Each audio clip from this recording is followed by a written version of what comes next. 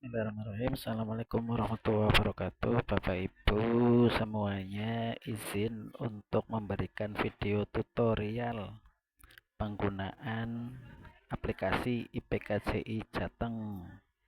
Berikut tampilannya seperti ini. Jadi ini saya lingkari aplikasinya, kemudian kita masuk saja.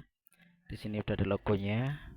Untuk password pakai huruf kecil semua, IPKJI, username-nya, kemudian passwordnya itu Jateng.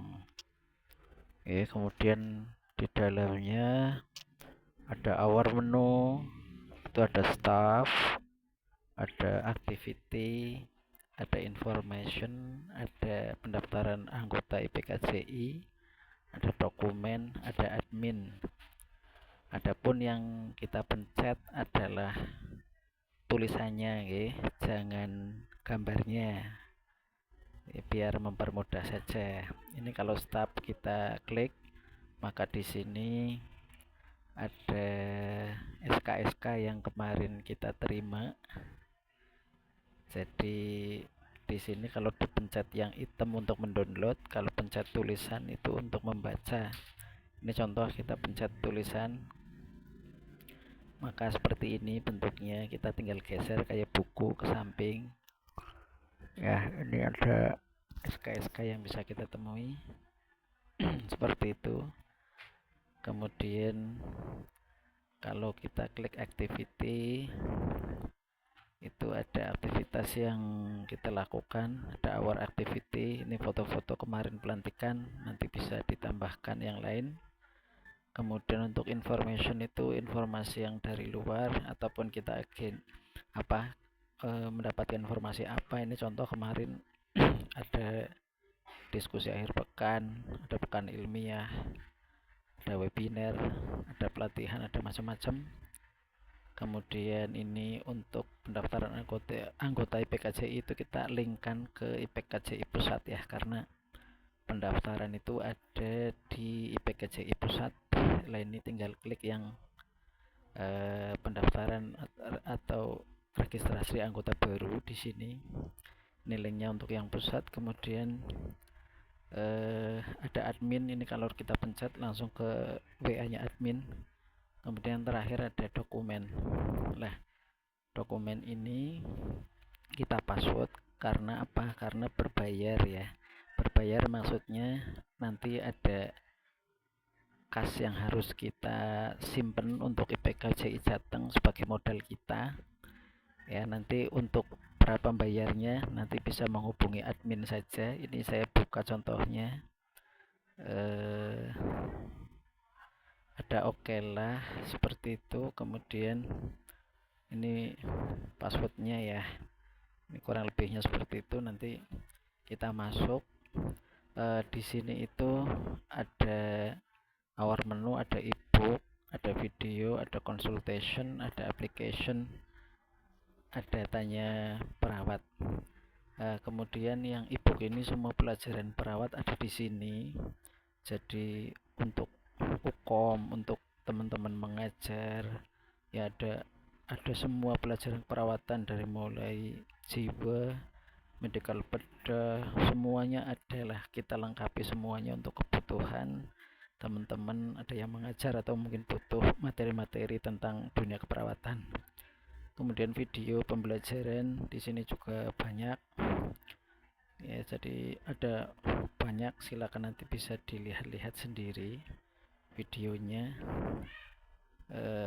Ada untuk sirkumsisi, pengenalan alat dan macam-macam.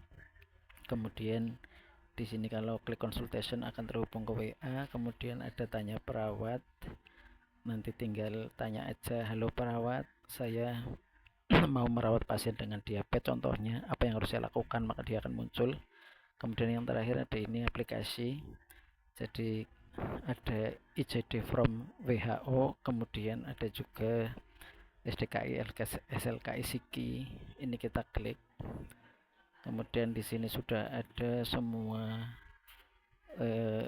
diagnosa SDKI. Ini ada kategorinya, contoh fisiologi, Kemudian di sini juga ada sirkulasi yang biasa kita gunakan umpamanya di perawatan jiwa. Itu ada apa ya, kategori psikologi. Ini subkategorinya mungkin integritas ego. Di sini kalau kita klik ansietas contohnya, maka kita klik ansietas, maka ini munculnya ya. Jadi ada kodenya ansietas, kemudian definisinya, ada penyebab, ada gejala, tanda dan mayor, ada objektif, gejala minor, kondisi terkait, ada SDKI, kemudian SLKI psiki juga nanti muncul semuanya. Namun Bapak Ibu, yang kita perhatikan itu bukan di sininya, tapi yang tulisan merah ini, yaitu diagnosa ICD dan SDKI otomatis dengan artificial intelligence atau AI ya. Klik di sini. Ini kalau kita klik, maka dia diagnosa otomatis. Ini ada layar seperti ini nggih Bapak Ibu. Jadi layar ini itu adalah nulis kasus. Ini contoh klinis 1, klinis 2, klinis 3 ini adalah contoh kasusnya. Lah kalau kita klik di bawahnya itu udah XICD, maka ini namanya diagnosa International Classification Disease. Kalau SDKI yang kita gunakan yang advance, ini yang terbaru ya, yang merah. Ini contoh kasusnya. Kita klik umpamanya klinis 1 gitu. Klinis 1 kita klik, ini contoh kasus. Nah, ini contoh kasusnya. Pasien berusia pria usia 45 tahun datang dengan keluhan batuk berdahak selama 2 minggu, demam sesak napas dan kehilangan nafsu makan. Hasil pemeriksaan menunjukkan suara napas bronkial di paru kanan atas. Hasil rongsen menunjukkan adanya lesi di paru. Diagnosis awal adalah tuberkulosis paru. Nah, umumnya kita tambahkan di sini, sebutkan diagnosa ICD dan SDKI, SLKI, psiki beserta kodenya. Maka ini semua perintahnya tergantung perintah kita, maka di sini akan muncul semua. Kita klik dulu yang melihat dari contoh dari kedokteran ya. Ini muter dulu Bapak Ibu. Ini muter dulu, ditunggu sebentar. Maka kalau sudah muncul, dia akan muncul ya. ICD 10 itu kalau di kita ya sama dengan SDKI. Kalau ICD 9 di kedokteran itu ya sama dengan kita. Di psiki ya intervensinya. Deskripsinya ini tuberkulosis paru dengan lesi paru. Kemudian ICD 9 nya ini pemeriksaan bakteriologis spesimen dari saluran pernapasan. Ada kodenya, penjelasannya ini ada semua ya. Ini kalau dilihat dari kedokterannya, tapi dia memunculkan juga SDKI SLKI psikinya. Nah, kita lihat dari keperawatan, maka klik yang merah ini, SDKI Advance. Nanti kalau ada diagnosa baru juga nanti akan muncul di sini juga. Ini kita muter-muter dulu sebentar.